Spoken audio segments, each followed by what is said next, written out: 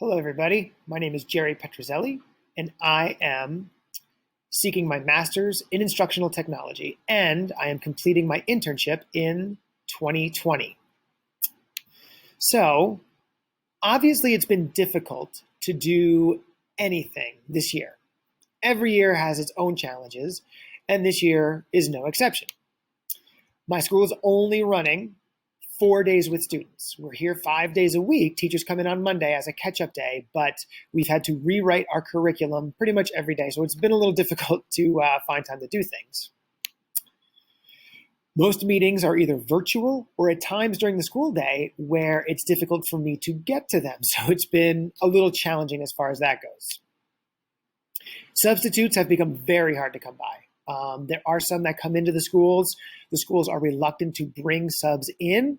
So it's also been difficult for me to find subs or time to go to some of these meetings when they are happening when I have class. And finally, nothing hands-on is allowed with the students, with teachers, with anybody pretty much. So everything has to be either via Zoom, not in person, and like it says, nothing hands-on. So what do you do when all these things happen? Figure it out. My supervisor is Melissa Whitman. She is the technology specialist here at Nazareth Area Intermediate School. She is also an instructor at East Stroudsburg University and a pretty good one. She's helped me out doing a lot of things, finding very creative ways for me to do this internship. And we've had to think outside the box a lot. So some of the projects I've been doing are student council. I've been helping out with student council, we had to create Zooms for them. So I helped out a lot with that. We've had to find other ways for student council to be an effective part of the school, find ways for them to fundraise, find ways for them to bring in some normalcy for the students. The Nazi News Show, I help out with that in the mornings. Again, we've had to do it through Zoom and not live. It is a news program we do every morning for the school to tell them what's going on, to have some silly, fun kind of things. We've switched to only 2 shows a week. We may try to go live soon in the near future, but again, these are hurdles we're having to overcome. Cyber instruction website. So we are running classes hybrid, meaning students are here 2 of the 4 days, or offering a cyber option as well. And since the cyber option is something new to us, I was charged with putting together a website to introduce all the cyber teachers and to have some information about it so parents could have a resource to look at. Technology specialist and cyber teacher meetings. There have been a lot of those, as you can imagine. So I have been witnessing a lot of those when they happen outside of school hours and things like that, taking notes, trying to help out wherever I can. I have helped in the beginning of the year when we distributed a lot of materials to the students who are going to be cyber or who are cyber, as far as distributing iPads for them to use, different things for them, helping to organize that kind of stuff. And I have created Google Apps for Education tutorial videos for both students and teachers. And finally, like I said, more meetings and more trainings.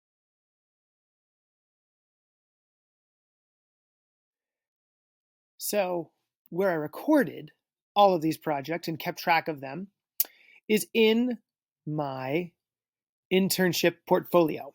I created it using Wix, just like I created my other portfolio. And you'll see here's my title, and gradually as I work my way down, I've got the details here of what I did, who my supervisor was. Dr. Walker's name is listed here too to show who my teacher is and my advisor. Then I listed the main projects I worked on, which was cyber hybrid preparation, student activities and clubs, and the cyber instruction website. Gradually go down and you'll see a little description of each thing I did for each different category. This one says, over the summer, there were meetings to set up cyber instruction. I observed and took notes to assist the teachers and specialists. I also assisted education and integration of newly hired teachers. I trained associate teachers in the use of iPads and several online school functions. Finally, I created and maintained an ever-evolving spreadsheet that tracked students moving from cyber instruction to hybrid instruction. And each one of these describes what I did. Then I put links to some of the projects that reference them. This was a link to a spreadsheet about training the associate teachers in using iPads that I helped out in. This was literally just notes I took during one of the cyber teacher meetings, as you can see early on before we started the school year, to see what we were going to be doing and how we were going to be doing it. As we scroll down, student clubs and activities. I helped out with the news show, first organizing it in this quite different year, then compiling it and helping to put it together and put it out to students and staff. And then I helped out with our student council, putting together Zoom meetings, helping run Zoom meetings, and again, finding a way to put together a student council in a year where we would not be able to meet in person. Here's the news show planning I helped take part in. It shows different students, how we were going to do it, different categories of what we would do. It also shows the student learning management system that I used to put together a new the news show. Different parts of it so the students could have access to it, things like that. Then there's compiling one of the shows. This was in iMovie. These were the different clips I put together down here to create the show. And finally, student council declaration of candidacy. Since I'm not really allowed to take pictures of the students and post them without all of them approving, I did not put a picture of the Zoom, but I did show how we changed things a little bit for those students who were going to run for student council and be voted on by their peers. Finally, the cyber instruction website. I described how it was done, and this was probably the most difficult thing because I had to rely on other teachers to do things. Then I listed the meetings and the trainings that I did. And finally, the additional internship documents. My internship log is here. It shows all my hours, how I got them, different things about them. This is a PDF of it to show here. And my disposition survey that my supervising instructor submitted for me. There it is, there it is. And here's my reflection on that. I included that here as well.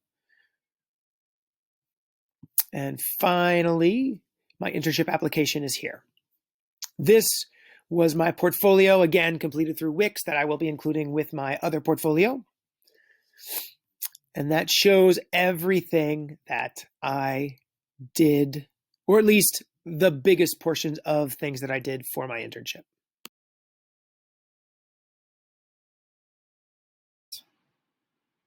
Here are some of the projects. This is a look at the cyber teacher or the cyber instruction page that I made using Wix.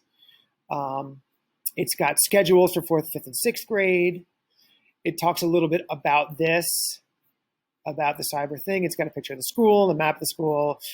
This was, I had some instruction, but I had to kind of fly by the seat of my pants a little with some of it, thinking of what parents might want to see. There's goals and instruction. I looked at some of the Cyber Academy things that are online for this. Then I created pages, and I thought it would be a fun thing if we used Bitmojis for everybody with a little blurb about some of their rooms, what they do in cyber, what they're teaching, how they're teaching, things like that. Each grade had its own page, and so did the specialist teachers, of which I am one. If you look through, there's all of them. And the most important one is down here. There's mine. Hee hee. So I have a materials page, which shows a little bit about what we distributed, and a links page, which takes you to different things. Okay. So that was that. And then I created, once it opens, this is one of the new shows that we put together. I'm not going to show the whole thing, but it shows different parts of it where I would add titles and things like that, and have some of the students talking and things like that. As you can see, there was a teacher who added something. This was our bread baking show. And every time I look at it and I glance, I think it says Breaking Bad show because I just out of the corner of my eye see it. But it's really bread baking, I promise. We have sports, things like that, and so on and so on. Then this was a presentation I made to do a bit of Zoom education as far as how I set up my Zoom classes for when I teach cyber, because I have to do that as well. And we have some teachers who are having a hard time, so I put this together for one of our in-service days so they could see some of the things I do, how I set up my learning management site, and different things like that. Then there is finally, like I said, I created some training for the Google Apps for Education for both students and teachers who might be having a tough time with that. So there were different things to show how to do things. I put titles in so they could see. I tried to kind of make it as generic as possible for beginners and for people who maybe have a little bit more experience.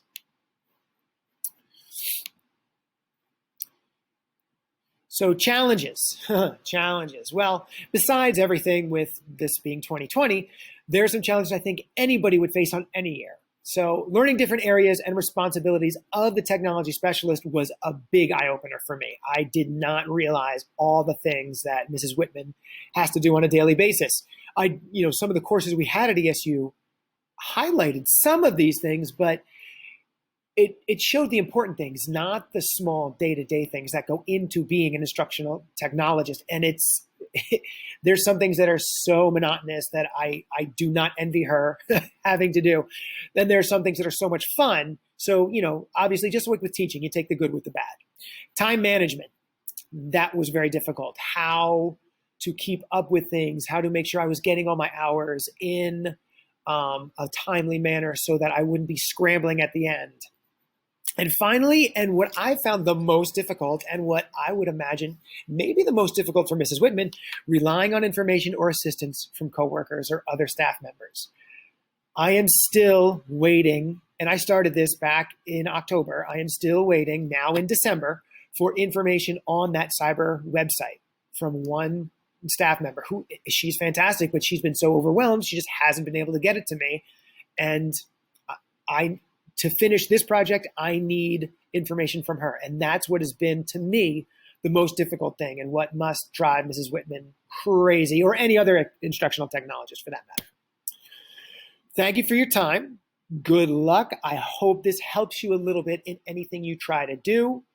Have fun with it. Try to learn a lot.